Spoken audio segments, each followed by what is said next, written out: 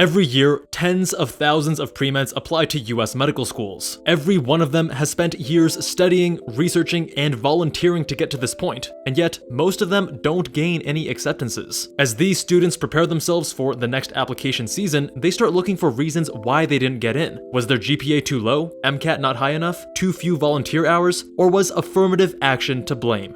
Dr. Jubal, MedSchoolInsiders.com. Affirmative action is a hotly debated topic in the United States, with strong opinions on both sides of the argument. In fact, the debate spans far beyond medical school admissions and extends to all forms of higher education, from high schoolers applying to college to master's students applying to PhD programs. Today, we'll cover what affirmative action is, the main arguments both for and against it, and what it all means for you as a pre-med trying to get into medical school. Affirmative action, as it relates to medical school admissions, is a set of policies and practices designed to decrease systematic discrimination and increase diversity among medical students. Although we often use the term to refer to race, it can also be used to refer to any underrepresented group. There are two types of affirmative action: indirect and direct. Indirect affirmative action includes policies that may on the surface seem neutral, however, they are aimed at benefiting underrepresented groups. An example of indirect affirmative action might be giving preference to students who speak Spanish. Although it doesn't directly give priority to Hispanic students, it is likely to benefit Hispanic students more so than students from other backgrounds. More commonly, medical schools employ direct affirmative action, sometimes referred to as preferential treatment or positive discrimination. These types of policies grant an advantage to members of designated groups in final decisions for medical school acceptance. An example would be a medical school that allocates a certain number of seats each year to underrepresented students. In this scenario, an applicant from an underrepresented group may be granted a medical school seat even if there is an applicant from an overrepresented group with a stronger application. In short, the race of the applicant helps determine which student receives that spot. In the United States, white and Asian students are overrepresented in medical schools, and Hispanic and African American students are underrepresented. Because Asians are a minority in the general population, you can think of them as an overrepresented minority in terms of medical school admissions. During the 2021 to 22 medical school application cycle, 42% of US allopathic medical school matriculants were white, 23% were Asian, 9% were Black, and 7% were Hispanic. Affirmative action in medical school admissions aims to increase racial diversity among medical students by helping underrepresented Black and Hispanic students get into medical school. To understand the debate regarding affirmative action, let's explore both sides of the argument. The primary argument in favor of affirmative action is that it helps level the playing field for Black and Hispanic applicants. Historically, these students have had to overcome cycles of social, economic, and educational disadvantage. According to the US Census, Black and Hispanic individuals are between 1.5 to 2 times more likely to experience poverty than white or Asian individuals. As such, many live in poorer neighborhoods and attend schools with less funding and fewer resources. Affirmative action is meant to help these students gain entrance into medical school despite these disadvantages. Proponents of affirmative action also argue that the negative impact on white and Asian applicants is relatively small compared to the positive impact on Black and Hispanic applicants. Underrepresented minorities make up only a small portion of the total number of applicants and receive far fewer medical school positions than their overrepresented peers. For every 100 medical school spots, roughly 65 of them go to white or Asian applicants, and only 16 of them go to Black or Hispanic applicants. In this example, if you were to take just 5 seats away from Black or Hispanic applicants and give them to white or Asian applicants, the number of seats for underrepresented students would decrease by 31%, whereas the number of seats for overrepresented students would only increase by 7%. When schools have stopped considering race in admissions in the past, there have been significant declines in enrollment of Black and Hispanic students, leading to decreased diversity among students. This is problematic, as research has shown that student body diversity is beneficial for all students, not just underrepresented ones. Diverse student bodies have been associated with increases in academic performance, retention, community engagement, cooperation, and openness to different ideas and perspectives. Research has also shown that diversity among physicians is beneficial for patient care. When patients have doctors that are of the same race, they are more likely to go for treatment and more likely to be satisfied with the care they receive. They are also less likely to use the emergency department and tend to have lower total healthcare expenditures compared to those with race-discordant physicians. Underrepresented physicians are also more likely to work in underserved communities and take care of patients with poor access to healthcare, namely minorities and uninsured patients. By increasing diversity among physicians, we are also setting an example example for future generations. When children see doctors that look like them, it shows them that they can become doctors too. Now, let's look at the other side of the argument. The most common argument against affirmative action is that it goes against meritocracy. Instead of having the most qualified pre-meds get into medical school, affirmative action policies allow students with lower metrics to, quote, steal spots from more competitive applicants. Whenever you provide an advantage to one group, you simultaneously apply a disadvantage to all the other groups. Although affirmative action helps Black and Hispanic applicants, it comes at the cost of hurting Asian students, who are also minorities subject to racism and other issues in the US. During the most recent 2021 to 22 medical school application cycle, white matriculants had an average GPA of 3.78 and MCAT of 512.7, and Asian matriculants had an average GPA of 3.79 and MCAT of 514.5. The average Asian matriculant had an MCAT nearly 2 points higher than the average Caucasian. In comparison, Black matriculants had an average GPA of 3.55 and MCAT of 505.9, and Hispanic matriculants averaged a 3.64 GPA and 506.6 MCAT. In several previous years, the disparities in GPA and MCAT scores have been even more pronounced. When we look at the data, it is evident that Asian applicants are being hurt the most by affirmative action policies. Compared to the average Black matriculant, the average Asian matriculant achieves a GPA that is nearly 0.25 points higher and an MCAT score that is nearly 8 points higher. For perspective, a 506 on the MCAT is a 65th percentile score, and a 515 is a 90th percentile score. Ask anyone who has taken the MCAT, and they'll tell you how big of a difference this is. Another argument is that if the goal of affirmative action is to, quote, level the playing field for disadvantaged students, then we should use a different metric to define which students are disadvantaged. Race-based affirmative action policies tend to help applicants from middle and upper class backgrounds more so than those from lower class backgrounds. Should the underqualified son of a Black doctor get into medical school over the qualified daughter of a Chinese immigrant? Many who oppose race-based affirmative action believe that socioeconomic-based affirmative action would be a much more appropriate basis for preferential admission. They argue that it is more important to help the poor white or Asian student have upward mobility than it is to help the wealthy Black or Hispanic student whose parents are both surgeons. The next argument is that diversity extends beyond race. Just because two students come from different racial backgrounds doesn't mean that one has a unique perspective over the other. Conversely, just because two students come from the same racial background doesn't mean that they have the same perspective. Racial affirmative action assumes that students of different racial backgrounds think differently, and students from the same racial background think the same. There are many aspects of human experience that shape the way we think beyond race. This is not reflected in race-based affirmative action policies. Lastly, those who oppose affirmative action argue that it perpetuates racial discrimination. Although the average GPA and MCAT are lower on average for Black and Hispanic matriculants, this is not true for all of them. Some of these students have competitive metrics and stellar applications and would get into medical school regardless of their race. In these scenarios, affirmative action policies can undermine the accomplishments of underrepresented students. They may experience discrimination based on the assumption that they didn't, quote, genuinely deserve admission and instead just happen to fit into some racial diversity matrix. Whatever the argument though, the reality is that affirmative action does play a significant role in medical school admissions. Whether you come from an overrepresented background or an underrepresented background, it impacts everyone. That being said, there are many other components of your medical school application that are within your control and have a far greater impact on your chances of acceptance. If you're from an overrepresented group, don't feel defeated. The worst thing you can do is adopt a victim mentality and believe that you won't get into medical school because of your racial background. When that happens, it tarnishes your perspective and influences your actions, and it becomes a self-fulfilling prophecy. At the end of the day, getting into medical school is hard regardless of race. What is often overlooked in these debates is the importance of the hard-to-quantify metrics, like volunteer work, research, recommendations, essays, and other soft components. Instead of focusing on the things you can't control, focus on those that you can. Despite coming from an overrepresented and not financially privileged background myself, I worked hard throughout college and became the best applicant I could be against all odds, including major health issues. As a result, I was able to achieve multiple top 10 medical school acceptances and receive sizable merit-based scholarships. Sure, it's harder, but statistics apply to populations, not to individuals, and you don't have to accept defeat. No matter your background, strive to apply to medical school only once. Set a goal for yourself to get accepted into your top choice program and do whatever you can to achieve it. Work on getting the strongest MCAT and GPA possible,